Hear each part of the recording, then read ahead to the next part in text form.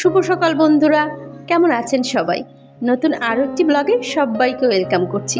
এখন প্রায় 6:30টার মতো বাজে, আর এখন থেকে ভিডিওটা শুরু করে দিলাম। সকালে ঘুম থেকে উঠে আমি প্রতিদিন ঠান্ডা জল দিয়ে মুখ ধুয়ে নিই। জলটা এখন ফ্রিজে রেখে দেবো, কালকে আবার এটা দিয়ে মুখ ধুয়ে নেব। চুলটা আঁচড়ে নিলাম। সকালে এই যে টুকটাক কাজগুলো করতে করতে অনেকটা দেরি হয়ে যায়, এই জন্যই চেষ্টা করি একটু সকালে ওঠার জন্য। একটা লেবু বের করলাম, লেবু জল খাবো। দিন দিন তো আমার আগে পেটটা চলতে শুরু করেছে। প্রতিদিন সকালবেলায় উঠে ভাবি যে আজকে এক্সারসাইজ করব।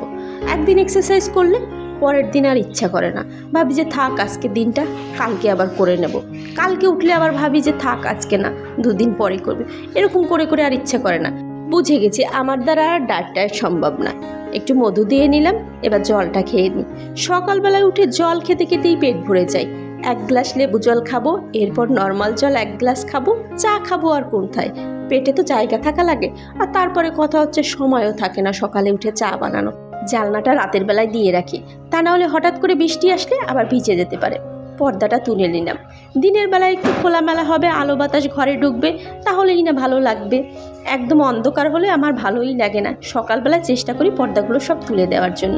বিছানাটা ঝাড় দিয়ে নিলাম। বিছানাটায় কেউ থাকে না, এই জন্য বালিশ বের করি না। অবিক এখানে বসে মাঝে মাঝে খেলা করে আর কি। ব্যালকনিতে গাছগুলোতে একটু জল দিয়ে নিলাম। সকালবেলায় জল না দিলে একদম শুকিয়ে পাতাগুলো নেতিয়ে পড়ে। সকাল সকাল উঠেই জল দিতে হয়, ওদেরও তো খাবারের দরকার আছে। এই লেবু গাছটা কিছুদিন আগে কিনে নিয়ে আসছি। একটা লেবু ধরেছে, আরও একটা ধরেছিল। মানে নার্সারি থেকে কেনার সময় 2টো লেবু ছিল, তারপরে আর কোনো লেবুই ধরছে না। বট গাছ দেখে ভাবছেন যে এটা দিয়ে কি করব? আসলে বট গাছটা এমনি এমনি হয়েছে। ও বললো যে থাক বট গাছটা দিয়ে বনসাই করব। গাছটার বয়স 2 বছর হলো, বেশ সুন্দরই হয়েছে গাছটা দেখতে। ভাত আর ভাজি বসিয়ে দিয়ে আসছি। এদিকে ভাবলাম যে ঘরটা ঝাড় দিয়ে নিই। এক কাজ নিয়ে বসে থাকলে তো হবে না। মাঝে মাঝে মনে হয় আরও যদি 2টো হাত থাকতো তাহলেই মনে হয় ভালো হতো। গ্রামের লোকেরা মনে করে শহরে আবার কী কাজ, রান্নাবান্না করো আর খাওয়া দাওয়া করো, আর কোনো কাজ আছে? আসলে শহরেও কাজ আছে। যারা শহরে থাকে তারা এই জিনিসটা জানে। আসলে শহর আর গ্রামের কথা না, প্রত্যেকটা সংসারেরই একটা মেয়ের আলাদা আলাদা কাজ থাকে, সেটা গ্রাম হোক আর শহর হোক। আর মেয়েদের কাজের তো কোনো হিসাবই নেই। সারা দিন ধরে কাজ করলেও কি কাজ করো, সারাদিনই তো ঘরে থাকো, এই কথাটা প্রত্যেকটা লোকই বলবে। কিন্তু তারপরও যে মেয়েদের টুকটাক করে সংসারটাকে গুছিয়ে নেওয়া, সব কিছু পরিষ্কার পরিচ্ছন্ন রাখা, যা চাইবে হাতের কাছেই সব এগিয়ে দেওয়া, এগুলো করতেও তো একটা মেয়ের অনেকটা সময় চলে যায়। কিন্তু এটা কেউ মানতেই রাজি হয় না। এজন্য মাঝে মাঝে মনে হয় চাকরিটা না ছাড়লেই ভালো হতো। আবার ভাবি যে তখন তো আবার ডাবল কাজ করতে হতো, সংসারও দেখতে হতো, ছেলেও মানুষ করতে হতো, আবার চাকরিও করতে হতো।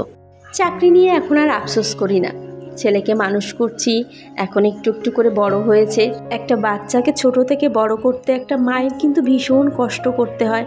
কিন্তু তারপরও সেই বাচ্চার সাথে কাটানো ছেলেবেলাটা, সেই মুহূর্তগুলো প্রত্যেকটা মাই ভীষণ মিস করে। তাই মাঝে মাঝে নিজেকে সান্ত্বনা দেই, চাকরি করলে তো আর ছেলের সাথে সময়গুলো কাটাতে পারতাম না। সকালে রান্নার পর থালা বাসনগুলো জমিয়ে রেখেছিলাম, ধোয়ার আর সময় হয়নি। রান্নাটা এত তাড়াহুড়ো করে করতে হয়, ধোয়ার আর সময় পাই না। ওরা চলে গেলেই তারপরে নিরিবিলেই ধুয়ে নিই। থালাবাটি সব ধুয়ে নিয়েছি, বেসিনটাও একবারে পরিষ্কার করে নিলাম। রান্নাঘরের কাজ সকালের মতো শেষ। ঘোড়ার লেজের মতো মাথায় কয়েকটা চুল আছে, সেগুলোকেও যদি যত্ন না করি কিছুদিন পর দেখা যাবে মাথা উলঙ্গ হয়ে গেছে। তাই এখানে তিসি জাল করে নিলাম, একটু মাথায় দেবো, ঠান্ডা হতে থাক। এদিকে এসে দেখি যে 11টা বেজে গেছে। বাপরে বাপ, সকালবেলা এত তাড়াহুড়ো করে করি, তারপরও কাজ শেষ করতে পারি না। যাই ছেলেটাকে আগে নিয়ে আসি। ও যদি বেরিয়ে দেখে যে আমি এখনও পৌঁছাইনি, তাহলে 1000টা প্রশ্ন করবে, মা তোমার এত দেরি হলো কেন? সবার মারা আগে আগে আসে, তুমি কেন আগে আসতে পারো না? আজকের মতো মিনি ব্লগটা এখানেই শেষ করছি। নতুন ব্লগে আবার দেখা হবে। সবাই ভালো থাকবেন, সুস্থ থাকবেন। আর ভিডিওটা কেমন লেগেছে কমেন্টে জানাবেন। আজকের মতো টাটা।